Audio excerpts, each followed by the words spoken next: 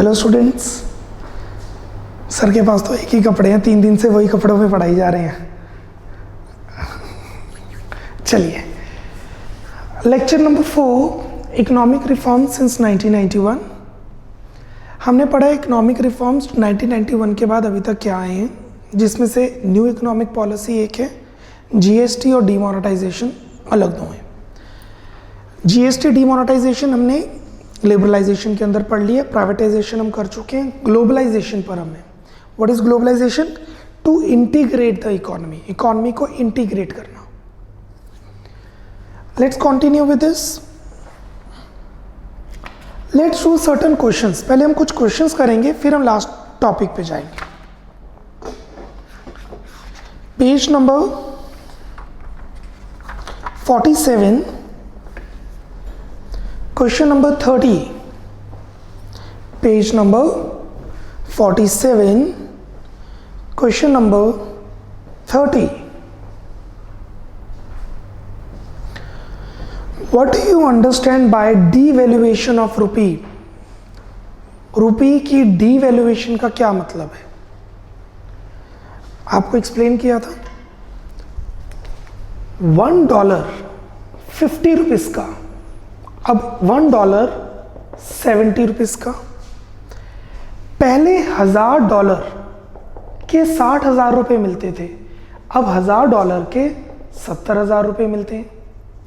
तो जो mister John है वो इंडिया में घूमने के लिए आ रहा है या इंडिया से कोई चीज़ मंगवा रहा है। पहले उसे 1000 रुपये दे के 60,000 मिल रहे थे, अब 1000 दे के 70,000 मिल रहे हैं। बैठे बैठे उसे 10,000 का बेनिफिट मिल गया। इसका मतलब इंडियन गुड्स उसके लिए सस्ते हो गए, cheap, less expensive. Indian goods cheap हो गए तो इंडियन गुड्स की डिमांड बढ़ जाएगी। Cheap not in quality, cheap in terms of money. जब इंडियन गुड्स की डिमांड बढ़ जाएगी तो इंडिया के एक्सपोर्ट्स बढ़ जाएंगे। जब रेट को जानबूझ के बढ़ा दिया जाए ताकि अपनी करेंसी नीचे आ जाए, उससे इंडिया के एक्सपोर्टर्स को बेनिफिट मिलता है, इंडिया के एक्सपोर्ट्स बढ़ते हैं। और ये 1991 में किया गया था।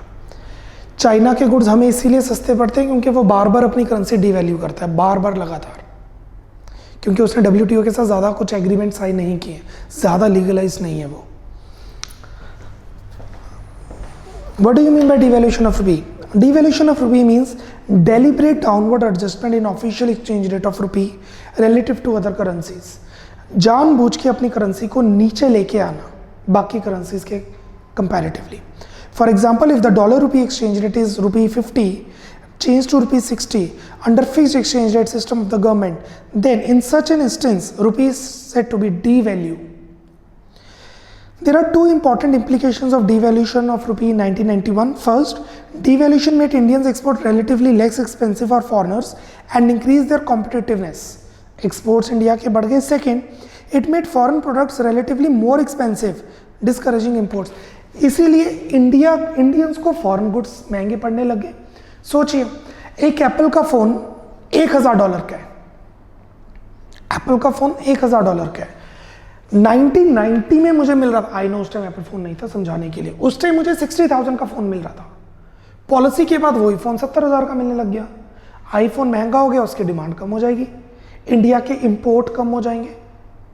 This is devaluation of currency. Question number 31. What is the meaning of quantitative restrictions? What are quantitative restrictions? आप एक कंट्री से जो सामान मंगवा रहे हैं, इस अमाउंट से ज़्यादा नहीं मंगवा सकते, इस क्वांटिटी से ज़्यादा नहीं मंगवा सकते। अभी अलाउड नहीं है, WTO ने सभी कंट्रीज को मना कर दिया है, आप क्वांटिटेटिव रिस्ट्रिक्शंस नहीं लगा सकते। Quantitative restrictions are the limits imposed on the quantity of goods that are imported or exported. It includes import quotas and voluntary export restraints, which are signed by the exporters of foreign countries. Quantitative restrictions are imposed to discourage imports and thus protect domestic industries from competition with cheaper and technological advanced goods and manufactured by other nations.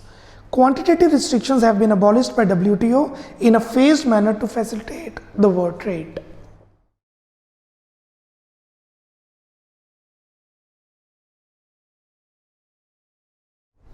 Moving on. Next question.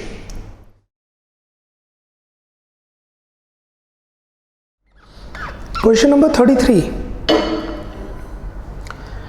Do you think outsourcing is good for India? Very important question. Globalisation का सबसे ज़्यादा benefit India को मिला है outsourcing में.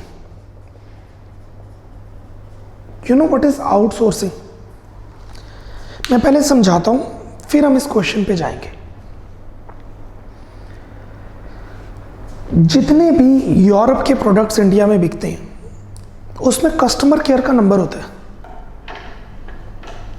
आप phone करते हैं तो वो प्रोडक्ट की सारी डिटेल्स मिल जाती हैं.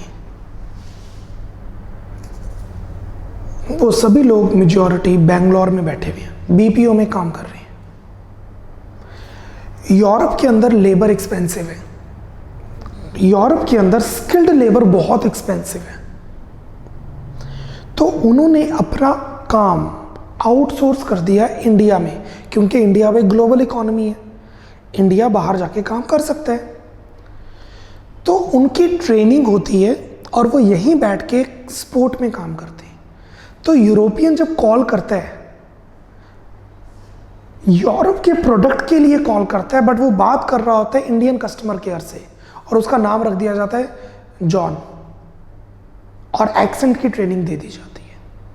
और इंडिया की स्किल लेबर सस्ते होने की वजह से इंडिया को बहुत ज़्यादा बेनिफिट मिला है, और इसी वजह से आईटी इंडस्ट्री इंडिया की बहुत ऊपर गई है आफ्टर ग्लोबलाइजेशन. कंसेप्ट से रिलेटेड क्वेश्चन करते हैं.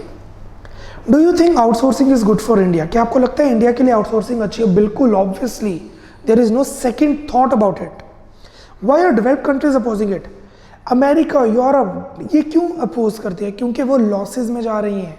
उनका पैसा सक इन हो रहा है इंडिया में, वहाँ से पैसा खींच के इंडिया में आ रहा है, क्योंकि इंडिया में आउटसोर्सिंग अच्छी है, सस्ती है. Outsourcing is undoubtedly good for India since it has generated new employment opportunities in the Indian economy, contributed to GDP, and has increased the foreign reserves of the country. और वो country India में dollar लेके आती है, तो India में dollar बढ़ेगा तो तेल हम आराम से खरीद सकते हैं डॉलर देके. The developed countries are opposing outsourcing services to India because it results in the loss of employment opportunities in these countries. इसी ऐसे थोड़ा रेसिस्ट अटैक होते हैं इंडियंस पर. कनाडा में तो कम होते हैं, ऑस्ट्रेलिया में, अमेरिका में, क्योंकि वहाँ पे अनएम्प्लॉयमेंट अब हो रही है, क्योंकि उनकी एम्प्लॉयमेंट अपॉर्चुनिटीज हम ले रही हैं.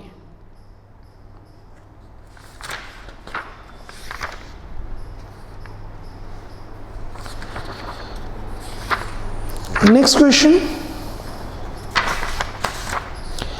Why is it necessary to become a member of WTO?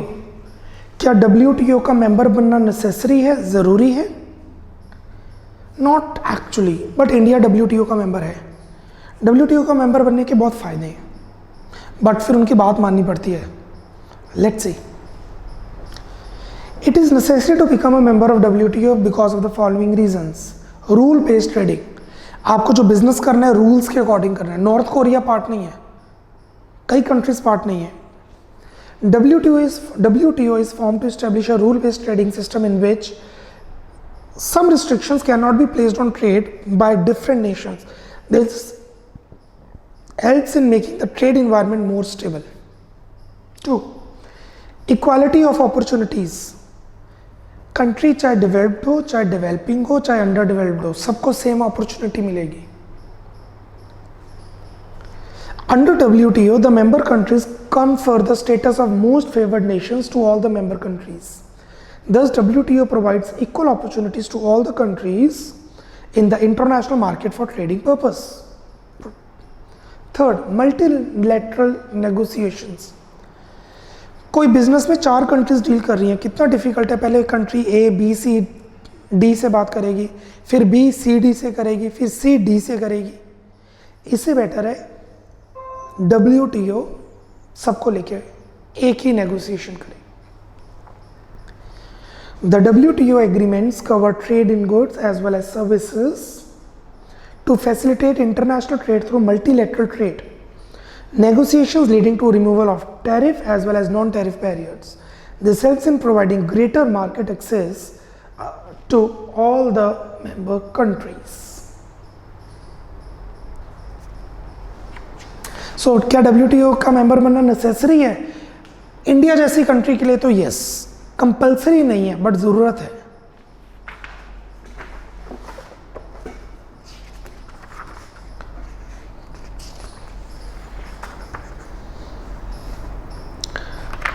Next question, page 50, question 44, page number 50, question number 44. India has certain advantages which makes a favorite outsourcing destination. What are the advantages?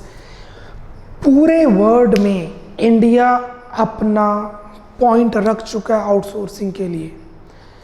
सभी company, सभी countries की favourite destination है India. अगर वो कुछ outsource करना चाहें तो, अपने काम को डेलीगेट करना चाहें तो. क्वेश्चन है वाई, क्यों? Most multinational companies and even small companies are outsourcing their services in India. क्योंकि इंडिया को ये बेनिफिट्स है. 1, availability of cheap labour. India में लेबर सस्ती है. India is a country with a very large population and thus abundant supply of labour. Due to this reason labour in India is available at a very low wage rate. This helps foreign companies in reducing the cost of operation by outsourcing their business processes to India. Skill and accuracy. India में labour तो cheap है पर skill भी है, क्योंकि education skill को बढ़ा रही है. और India, most of the Indians are young now. India की पॉपुलेशन यंग है.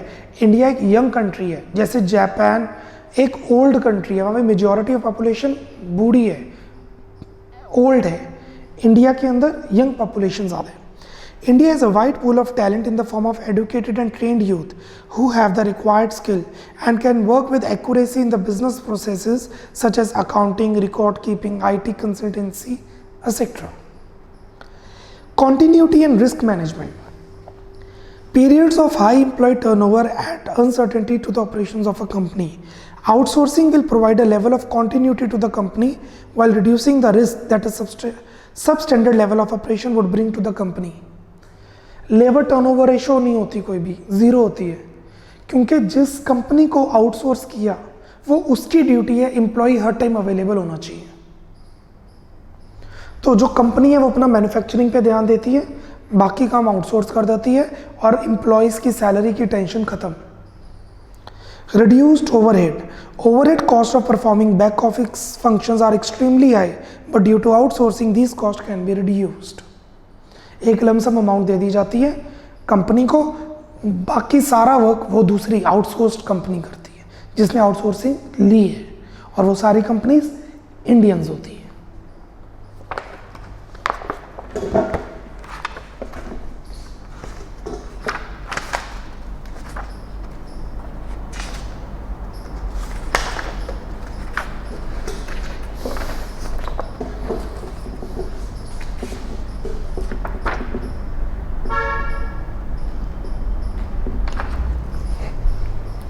Done.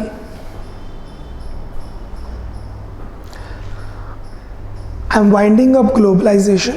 मैं ग्लोबलाइजेशन वाइंड अप कर रहा हूँ. कुछ टॉपिक आपको खुद पढ़ने के लिए दिए जा रहे हैं क्योंकि ये पॉइंट्स मैं क्वेश्चंस में कवर कर चुका हूँ. ये पॉइंट्स आप अपने लेवल पे पढ़ेंगे after the lecture. Take 10 minutes और वो पूरा कॉन्सेप्ट को खुद पढ़ेंगे. And we are done with globalisation also. जो पॉइंट आप अपने लेवल पे करेंगे वो हैं पेज 43 पे IMF. IMF क्या होता है? International monetary funds. जैसे कमर्शियल, आप अपने पैसे कहाँ जमा कराते हैं? Commercial banks. कमर्शियल बैंक्स कहाँ जमा करवाते हैं? RBI. RBI कहाँ जमा करवाता है? IMF. लोन IMF से मिलते हैं. World bank, IBRD that is world bank. WTO world trade organisation. और नेक्स्ट पेज पे आउटसोर्सिंग. ये मैंने अभी एक्सप्लेन किया था, ये आप अपने लेवल पे पढ़ेंगे। आई डोंट कंसिडर होमवर्क, क्योंकि अभी भी आप घर पे ही बैठ के काम कर रहे हैं। सो क्लास वर्क होमवर्क का तो कॉन्सेप्ट ही खत्म हो गया ना। सो दिस इज फॉर प्रैक्टिस, आप अपने लेवल पे पढ़ेंगे।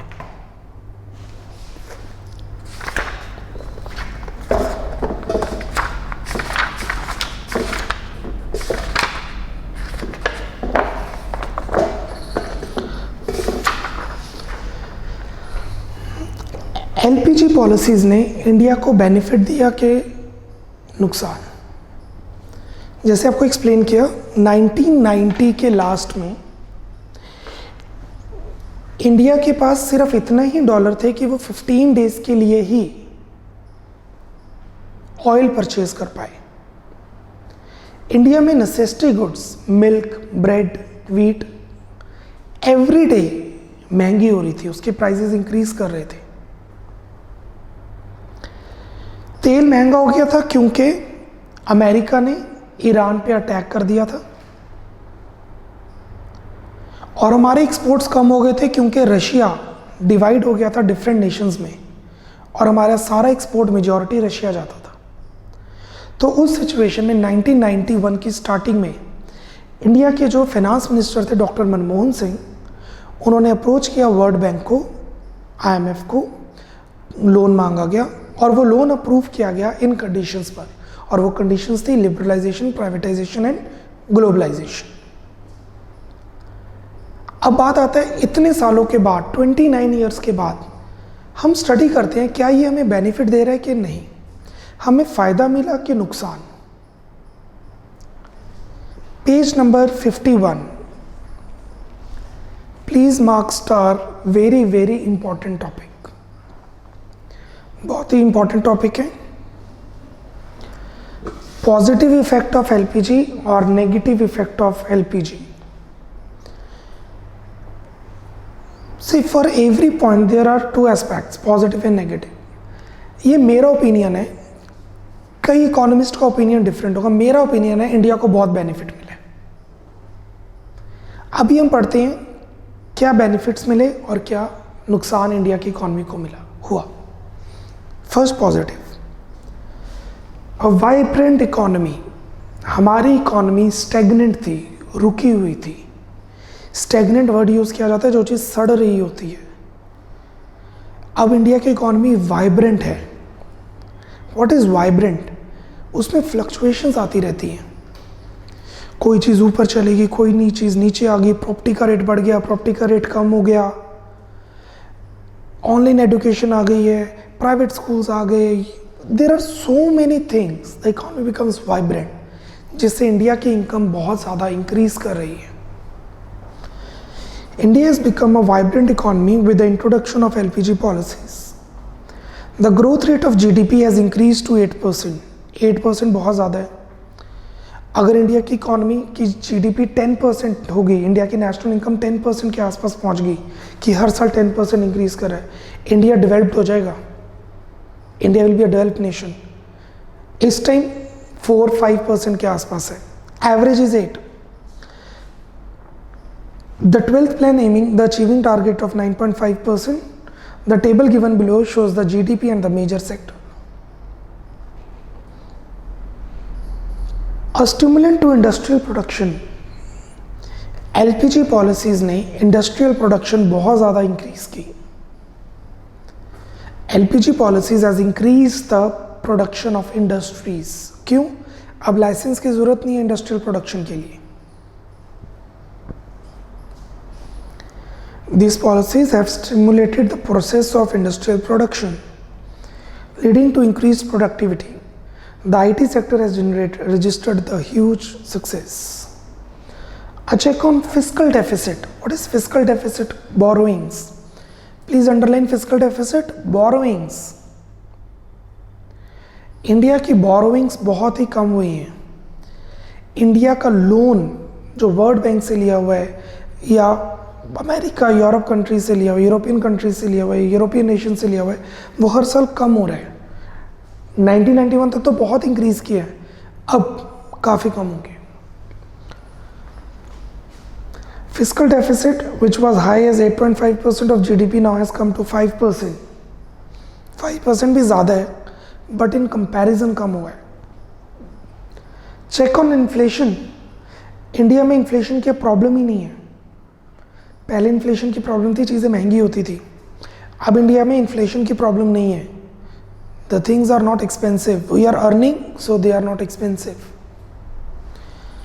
Consumer sovereignty. कंज्यूमर को variety of goods and services मिल गए हैं. कंज्यूमर को चॉइस मिल गई है, whether they want to purchase this और they want to purchase that. Consumers have access to more variety and better quality of goods and services. A substantial increase in foreign exchange reserves. India के पास बहुत ज़्यादा dollars के reserves हैं या किसी और foreign currency के रिजर्व्स अब इंडिया के पास बहुत ज़्यादा हैं, जिससे नेसेसिटी गुड्स के इंपोर्ट्स करने बहुत इजी हैं अगर कभी रिक्वायरमेंट हो तो. Foreign exchange reserves have risen from this to this. आप देख सकते हैं 6 बिलियन से 304 billion. This is 50 times. India is presently one of the largest foreign exchange reserves holder in the world. This encourages international confidence in our country. बहुत सारी countries अब India में आके काम कर रही हैं. क्यों? इंडिया ने अपनी रेपुटेशन अच्छी बना ली है, क्योंकि इंडिया के पास बहुत ज़्यादा फॉरेन एक्सचेंज रिजर्व्स है. It is one of the highest reserve holder of the world. Flow of FDI, foreign से इन्वेस्टमेंट इंडिया में बहुत ज़्यादा आ रही है LPG की वजह से. मर्क, ऑडी, आईफोन, इनकी प्रोडक्शन इंडिया में होनी शुरू हो चुकी है. इंडिया में प्रोडक्शन हो रही है तो इंडिया की लेबर को काम मिल रहा है. Private foreign investors has increased considerably with the introduction of LPG policies, both in the form of FDI and portfolio investment. अब ये FDI और पोर्टफोलियो इन्वेस्टमेंट क्या होती है, will be studying later on in foreign exchange chapter, BOP chapter in macro economics. Recognition of India as an emerging economic power. India को economic power के नाम से जाना जाता है. इंडिया एक बहुत अंडररेटेड कंट्री है और जो इसको रेट कर पा रहे हैं, India is considered as economic power after LPG. India is now considered as an emerging economic power.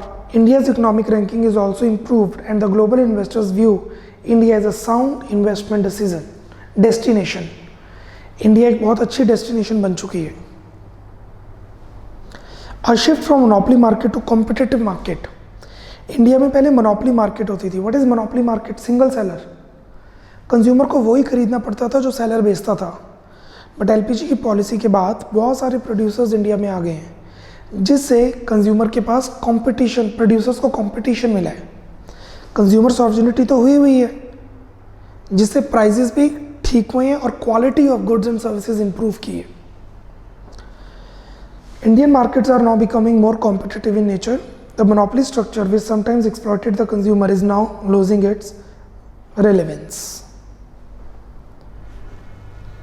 1 minute, सभी पॉइंट्स, मेन पॉइंट्स को रीड आउट कीजिए.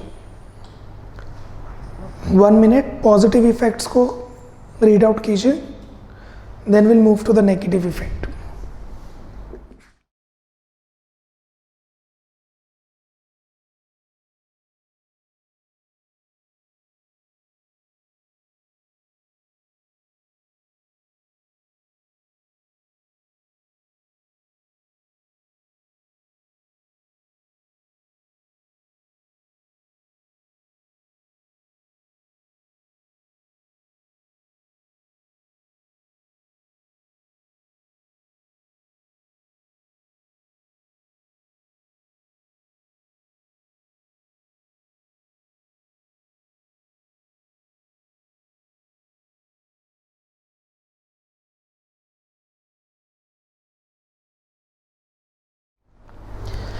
Negative effects of LPG policies.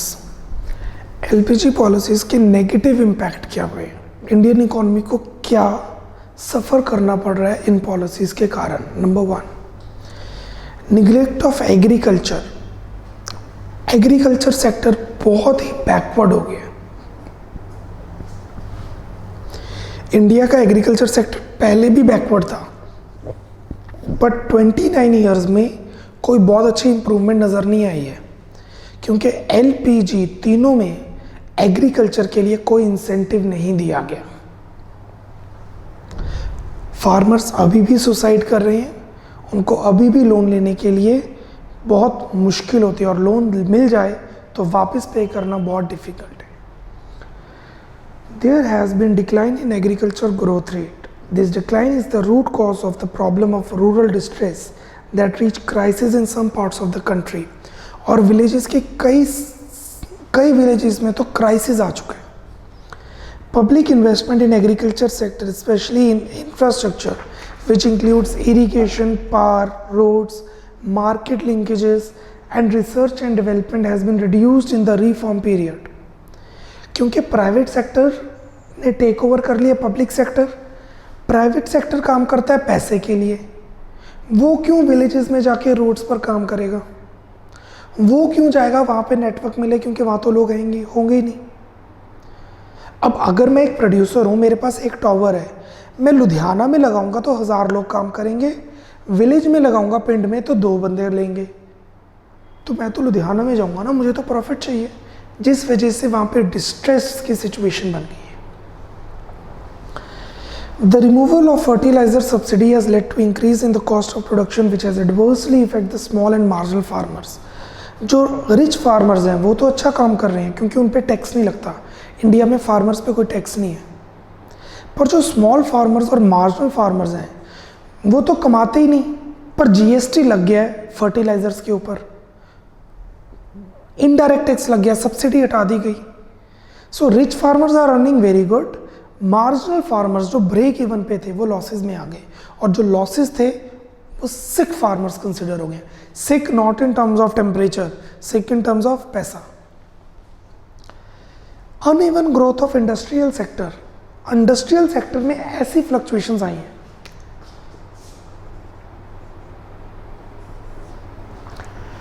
कोई सेक्टर बहुत अच्छा काम करने लग गया, टूरिज्म इंडस्ट्री की बात हो रही है तो we are talking about industrial sector. Tourism industry अच्छा काम कर रही है, सर्विस सेक्टर अच्छा काम कर रही है, हैंडीक्राफ्ट इंडस्ट्री बिल्कुल खत्म होगी। इंडिया के अंदर बहुत सारी इंडस्ट्रीज अभी नेगेटिव में जा रही हैं और कई स्टैग्नेंट हैं।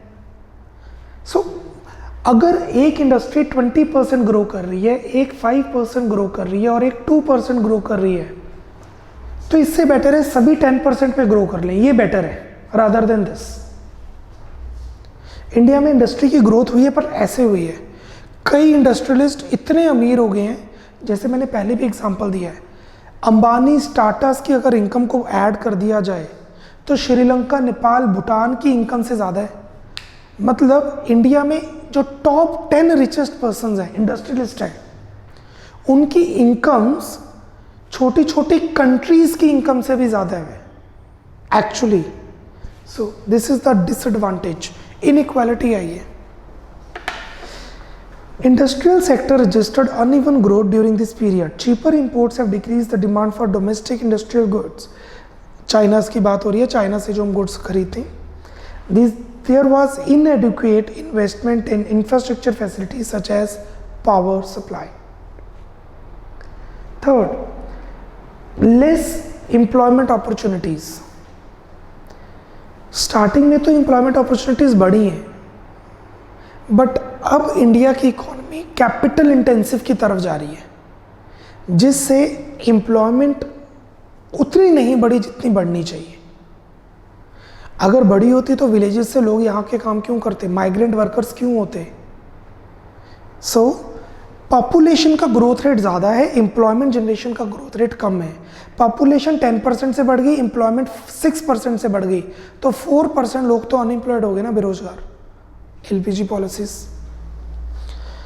Though the GDP growth rate has increased in the reform period, yet this growth rate has not generated sufficient employment opportunities in the country.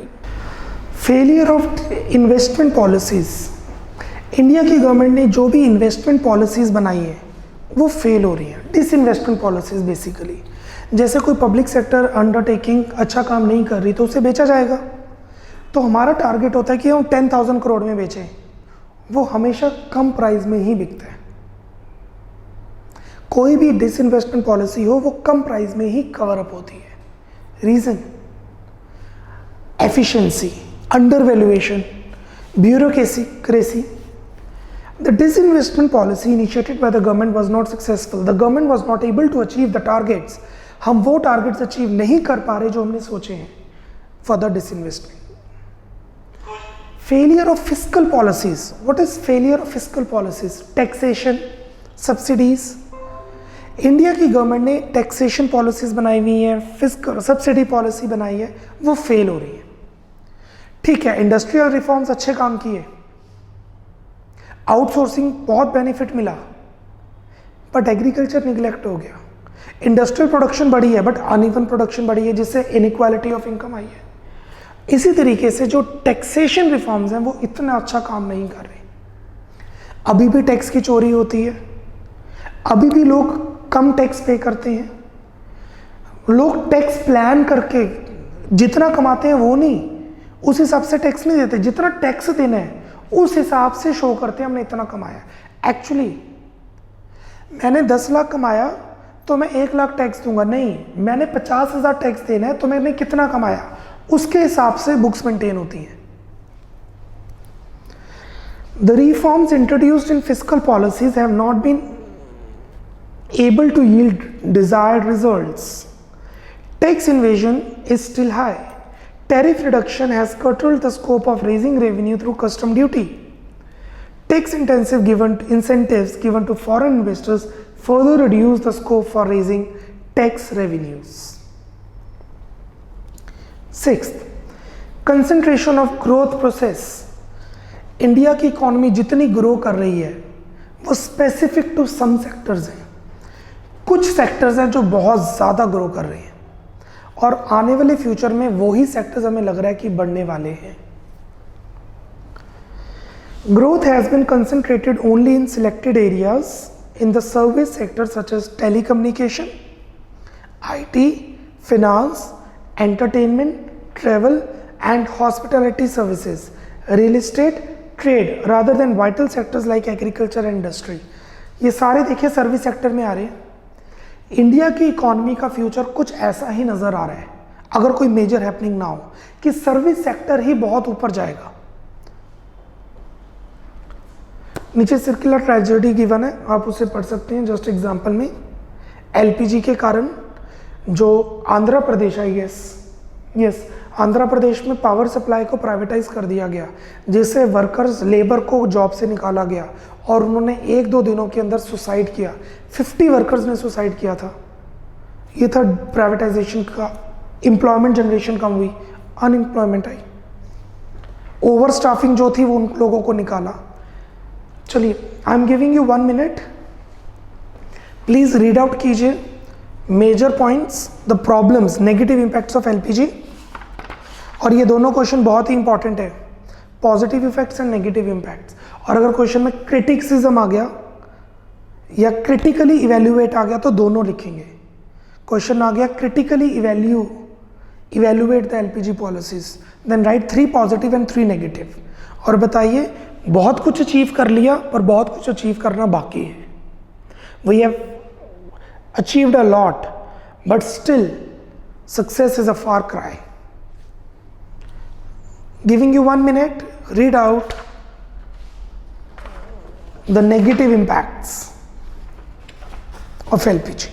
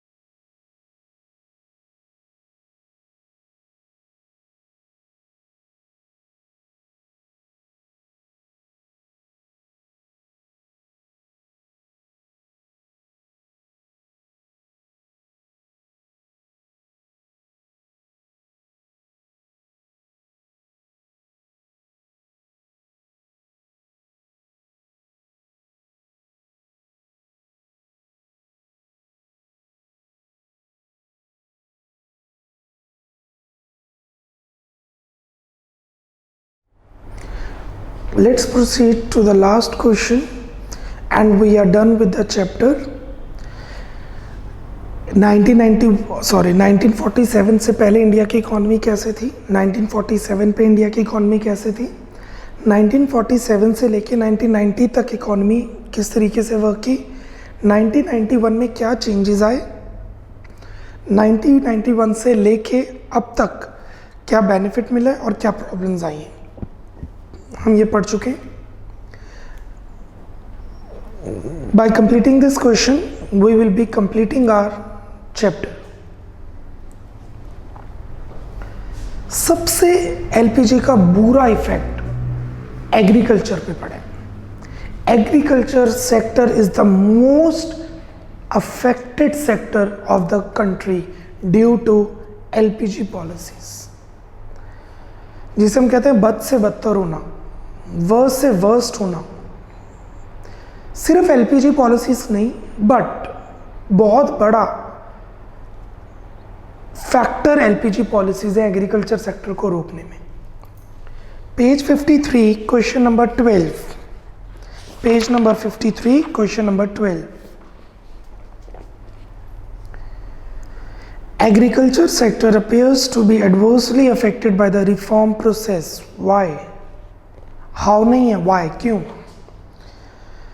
Due to the following reasons, agriculture sector appears to be adversely affected by the reform process. 1. Public investment in agriculture sector, especially in infrastructure, which includes irrigation, power, roads, market linkages, एक market को दूसरी market से जोड़ना, and research RD and extension has been reduced in the reform period.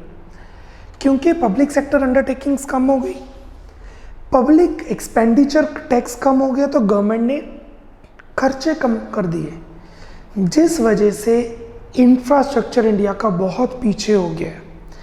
India पूरे world में जो पीछे रहता है जिस पॉइंट पे, वो है इंफ्रास्ट्रक्चर. इंडिया का इंफ्रास्ट्रक्चर बहुत पीछे है.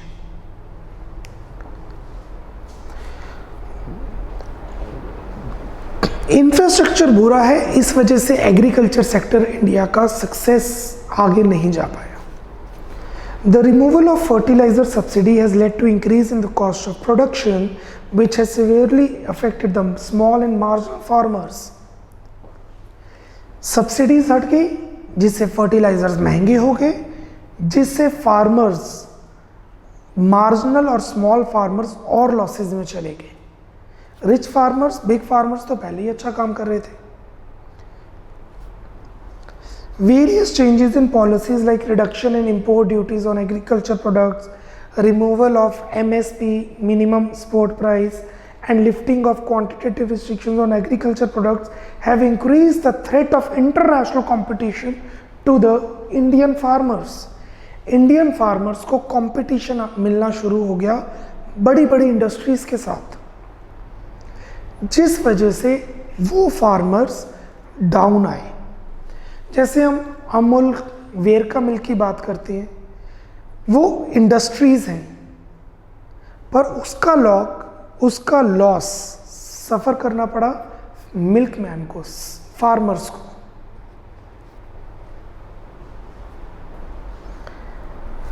Export oriented policy strategies in agriculture have marked a shift from production to the domestic market towards production to the export market, focusing on cash crops in lieu of production of food grains. क्योंकि exports को बढ़ावा दिया गया, export promotion की policy को follow किया गया, तो फार्मर्स को लगा कि ये बेटर है प्रोड्यूस करना. स्ट्रॉबेरीज, उन्हें प्रॉफिट तो बहुत हुए, इंडिया में फॉरेन एक्सचेंज रिजर्व्स तो आया, बट जो इंडिया के फूड ग्रेन्स हैं, sugarcane, cotton, wheat, rice, उनकी प्रोडक्शन बढ़ गई बट ग्रोथ नहीं हुई. क्योंकि प्रोडक्शन बढ़ी, पॉपुलेशन बढ़ी, कंजम्पशन प्रोसेस, ग्रोथ स्टैग्नेंट हो गई, वाइब्रेंट नहीं हुई, ग्रो नहीं किया, और बहुत ही लेस रेट पे ग्रो किया. So which sector is the most adversely affected by the reforms? Agriculture. Done. So इस चैप्टर में हमारे पास है 1 एलपीजी न्यू इकोनॉमिक पॉलिसी की रिक्वायरमेंट क्या क्यों हुई, क्या जरूरत थी न्यू इकोनॉमिक पॉलिसी लाने के लिए, लिबरलाइजेशन क्या है, क्यों लाया गया, कैसे लाया गया, प्राइवेटाइजेशन क्या है, क्यों लाया गया, कैसे लाया गया, what is globalisation, what is the objective, how, outsourcing, positive and negative impact of LPG new economic policies. Demonetisation and GST हमने इसी के अंदर रीड आउट कर लिए, बट इससे रिलेटेड असाइनमेंट ऑलरेडी गिवन है to get more knowledge. As per CBSE syllabus इतना ही चाहिए, इससे ज़्यादा रिक्वायर्ड नहीं है। Done. Next chapter will do is government budget. India की गवर्नमेंट कहाँ कहाँ खर्च करती है, कैसे खर्च करती है और उसको पैसा कहाँ से मिलता है। This is a chapter from macro economics. From tomorrow we'll start a new chapter, government budget and the economy from macroeconomics. Till now we have done the 1 unit of Indian economy जो कि according to CBSE now 12 marks में है। Bye bye, take care, God bless, नमस्ते।